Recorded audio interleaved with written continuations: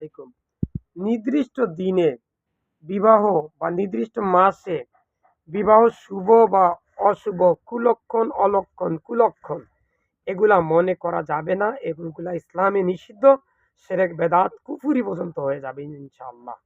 নির্দিষ্ট দিনে বিবাহ শুভ, অশুভ, কুলক্ষণ, অলক্ষণ, কুলক্ষণ, অমঙ্গল, কুমঙ্গল, শনিবারে বিবাহ জায়েজ নাই, শনিবার যাত্রা জায়েজ নাই, যাওয়া ঠিক নাই, অমঙ্গল হয়, কুমঙ্গল হয়।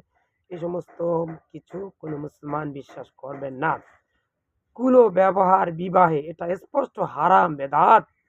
বর পক্ষ কোন পক্ষের দর কষাকষি এটাও নাজায়েজ। ইসলাম এটা নিষিদ্ধ ঘোষণা করেছেন। বিবাহে অতিরিক্ত খরচ করা বেদাত। অথচ আমরা অতিরিক্ত খরচ করছি, ধুমধামের সাথে বিবাহ করছি, বিবাহ দিচ্ছি। ইয়া আল্লাহ, আমি সহ পৃথিবীর সকল মুসলিম উম্মাহকে তুমি এই সমস্ত গর্হিত ইসলাম বিরোধী কাজ কর্ম থেকে তুমি বিরত থাকার তৌফিক দান করো। আমি সহ পৃথিবীর সকল মুসলিম উম্মাহকে তুমি শিরক, বেদাত, কুফরি মুক্ত রেখে মৃত্যুর সময় মুখে যেন লা ইলাহা ইল্লাল্লাহ পড়ে মৃত্যুবরণ করতে পারি।